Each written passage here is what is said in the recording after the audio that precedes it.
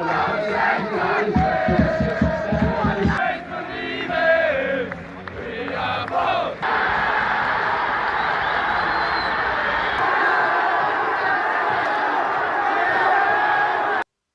guys, welcome to Irish Footy Vlogs. Today we have a preview of Dundalk, and we'll call them KI from the Faroe Islands because the pronunciation looks a bit dodgy to say the least. A few of their players are like that as well, so you're going to have to pardon me for that when I go through them. Obviously a huge game for both sides, and obviously we're looking, I'd like to think most League of Ireland fans would hope Dundalk win this. A win puts them into the group stage of the Europa League. This game, interestingly, is at the Aviva Stadium in Dublin, so it's the first home match as such for Dundalk as well, because they've been on their travels in Eastern Europe mainly for their other fixtures. A lot of people think this is going to be not necessarily an easy tie, but an easier tie to the ties that they've had, or certainly maybe on a par. But I don't know, I think it's going to be more difficult just because KI are from the Faroe Islands. There's that assumption. But let's be honest, the Faroe Islands national team are fairly competitive. Whenever Ireland or a team like Scotland go up there, if they come away with a narrow win, you're happy enough with that, for example. But KI themselves have 7 internationals from the Faroe Islands as well. Some of their key players are Patrick Johansson, who scored a couple in the last round, which was a fantastic 6-win home win rather, against Dynamo Tbilisi. Now, let's be honest, if Dundalk beat Dynamo Tbilisi 6-1, or Shamrock Rovers, any team in our league, we'd be raving about it. That's some result to beat Dynamo Tbilisi. Now, their manager is 44-year-old Mikael Thomasson. He's played 14 times for the Faroe Islands, actually, Faroe Island International. He's also played actually for Tórshavn as well, who are probably the biggest club actually in the country. Some of their key players include Jakob Andersson. He's 22-year-old captain.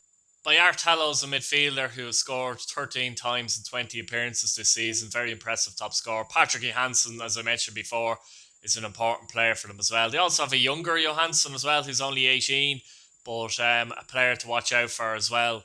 So this is going to be a dangerous tie. There's no doubt about that for Dundalk. From Dundalk's point of view, the advantages they have, and I suppose the positivity they have as such, is that obviously since Filippo Giovagnoli took over, they're on form.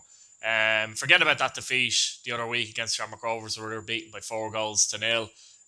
Of course, Rovers in flying form. Dundalk, could have done without that match. They left out probably 9 or 10 players that are going to start actually in this game as well. So the form has improved. They'll be buoyant by the win in the last round as well. So, it's a huge game. A lot of money riding on this as well. I believe Dundalk have made around 1.5 million from their European adventures thus far. They're set to make maybe 3 million, 4 possibly, if they get through this. And that doesn't count the money that they earn from the actual individual group games as well. They'd be the first Irish club to make the group stage Europa League on 2 occasions if they could do that. They've already made it once as of Shamrock Rovers. Be a massive feather in the cap for Filippo Giovagnoli if they can do that too. Looking forward to this personally. Dundalk, be interested to see if Houben plays or McMillan plays, because Houben's had a few injury issues. McMillan has done okay in the last few matches, obviously scoring in the European tie as well.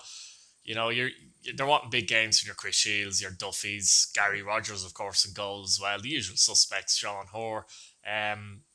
It's going to be a difficult tie though, as I said. KI beat Tbilisi 5-1. They were knocked out of the Champions League, qualifying by Young Boys of Switzerland 3-1. And it wasn't an easy game at all for Young Boys of Switzerland, who've been in the Champions League group stages quite regularly. How do I see it going? It's difficult to say, very difficult to say, isn't it? This could go all the way to penalties. Dundalk are going to put in one hell of a performance, I think, to get through. You know what? Let's say they're going to get through. I'm going to tip Dundalk to win this, get through with a 2-1. So that's about it, guys. Best of luck to Dundalk. If you're a Dundalk fan, how much are you looking forward to the game? How confident do you feel about this game? If you're just a League of Ireland fan, are you rooting for Dundalk?